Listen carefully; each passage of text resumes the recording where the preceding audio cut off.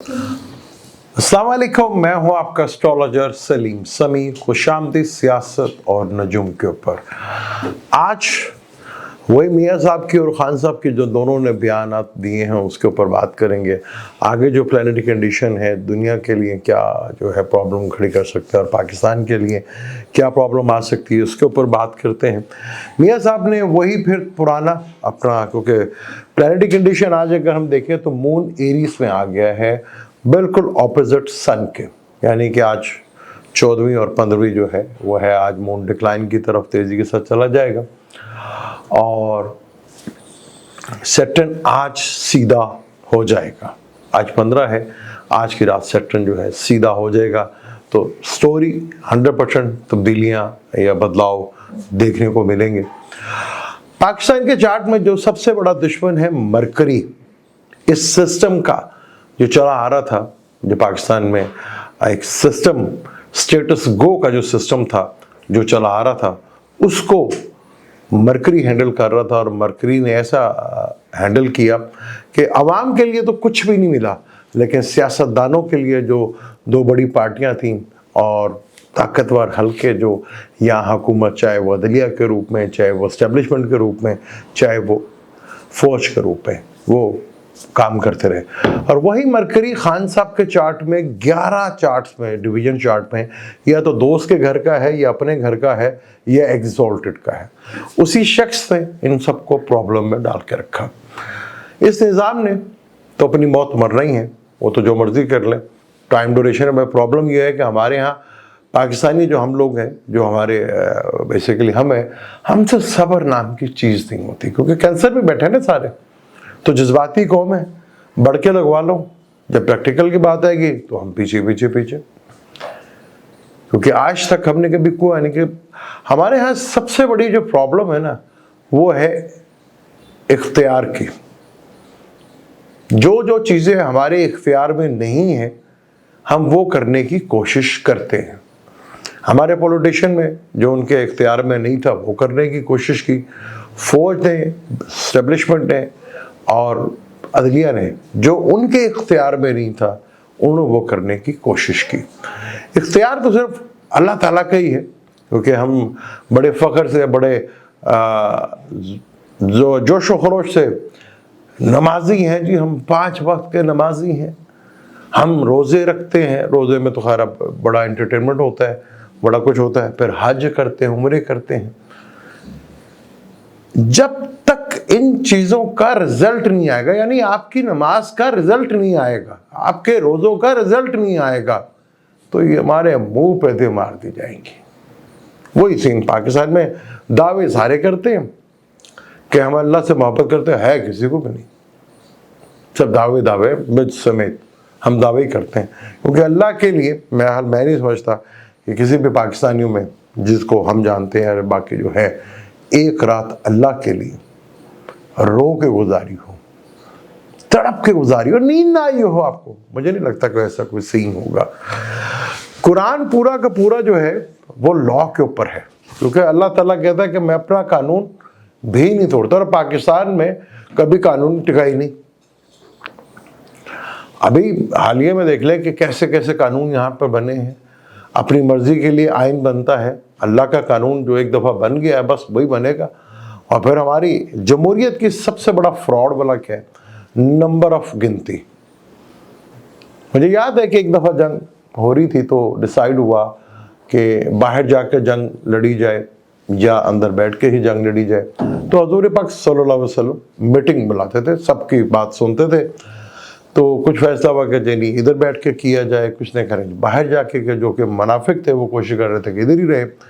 लेकिन उनमें जब मीटिंग हुई तो अक्सरत का ये था कि बाहर जाकर जो है जंग की जाए। लेकिन उनमें एक जो अभी नए नए आए थे, सलमान फारसी, उनका मशवरा माना गया अकेले आए को, कि वो मशवरा बड़ा ज़बरदस्त था। उन्होंने कहा था खंदक खो के हम तो बैठ जाते खंदक।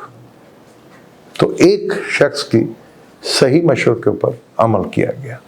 और हमारी जमहूरियत नंबर पर चलती है, क्योंकि जब आईनी बिल तस्लीम करना था तो नंबर का रोला पड़ा हुआ था, और ये नंबरों के चक्करों में ही हमारी जो है मुल्क का बेड़ा गर्क हो गया।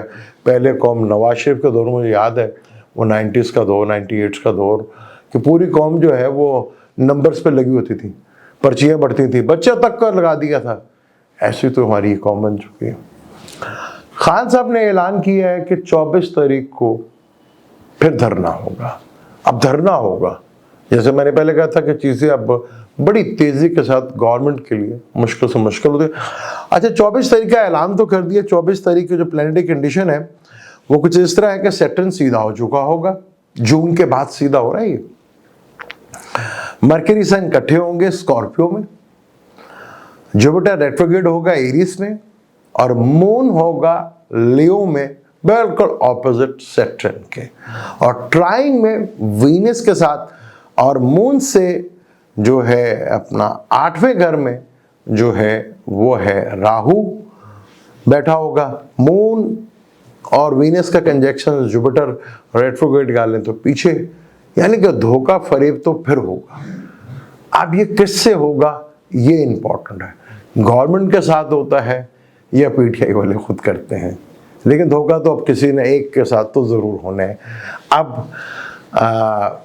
ایک ہمارے صحافی ہیں وہ کہ جی خان صاحب باہر چلے جائیں گے, وہ بٹھا دیے جائیں گے اور وہ چلے جائیں گے.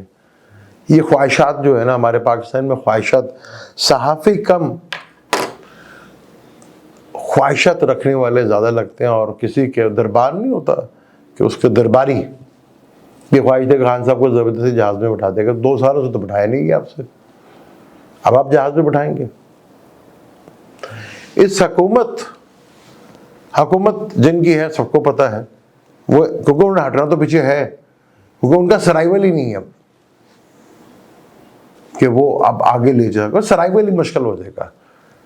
تو دھوکہ تو اب ہوگا پر حکومت کا, کیونکہ سن اسکارپیو میں ہے, جو فلک کا 8واں گھر ہے پاکستان کا, اسکارپیو میں کیتو بیٹھا ہوا ہے. تو گورنمنٹ کو تو خطرہ ہے, دھوکہ تو ہے.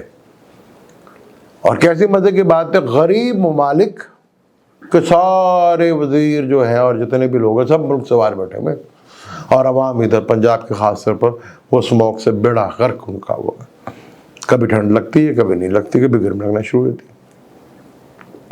نومبر ہے, ایسے کیسے عذاب آئے وہ اللہ کا. تو یہ, اور میاں نواز شریف صاحب کا وہی پٹنا اور رونا کہ ایشین ٹائیگرز, اب انسان کے بچے ہیں ہم, کوئی جانور کے تھوڑے جو ایشین ٹائیگرز بن جائیں گے. تو وہی رونا دھونا, میاں صاحب کے پاس نہ ویژن ہے نہ کچھ ہے, وہی پرانی.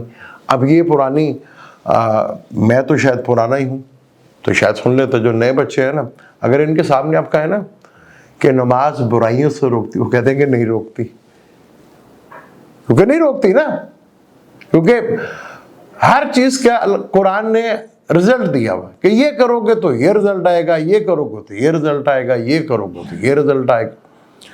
اب خان صاحب کا چارٹ بھی, وہ بھی کیونکہ وینس لارڈ ہے ان کا, جوپیٹر کی دشا شروع ہو جائے گی, کیونکہ ابھی اپنا سیٹرن کی دشا شروع ہوگی اس میں نے لاسٹ ٹائم لگن سے بھی دیکھا تھا کہ لگن کی جو دشا ہے وہ کیا کہتی ہے. تو چیزیں بڑے پریشر کے ساتھ بڑھ رہی ہیں. وہ جو دنیا میں اثر ڈالتا ہے وہ اثر تو آنا ہے پاکستان, اور بھرپور انداز سے آنا ہے. ادھر چین سے بھی ہمارے حالات کو پڑوسیوں سے کوئی زیادہ اچھے تھوڑی ہیں, کیونکہ مارچ کے مہینے میں ایک خطرناک ایونٹس بن رہا ہے سیٹرن ٹو راہو کا, بے شک 1.5 مہینے کے لیے, لیکن یہ کوئی نہ کوئی, اگر یہ 45 سے 50 دن خیر خیریت سے گزر جاتے ہیں دنیا کے لیے, کیونکہ کوئی نہ کوئی جنگ یا وار تو ضرور ہوگی اس کے اندر. اگر بچت ہو جاتی ہے, لیکن اگر جیسے ہوتی ہے تو 50 دنوں کے بعد کوئی تھوڑا سا پیس یا امن جو ہے وہ صورتحال بنتی ہوئی آپ کو دکھے گی. لیکن پاکستان میں کیونکہ ابھی اگر سوچ رہے ہیں کہ جی نوکری پکی ہو گئی ہے, تو نوکری میں تو ابھی, کیونکہ نوکری کا مالک آج سیدھا ہوا ہے, اور مارس کینسر میں ہے, جہاں پاکستان کا سیٹرن بیٹھا ہے, شمس بیٹھا ہے, مرکری وینس بیٹھا ہوا ہے, کیتو کے ساتھ ٹرائنگ میں ہے. ٹرانزٹ کا ماس پاکستان کے فور پہ اس نے ریٹروگیٹ بھی ہونا ہے.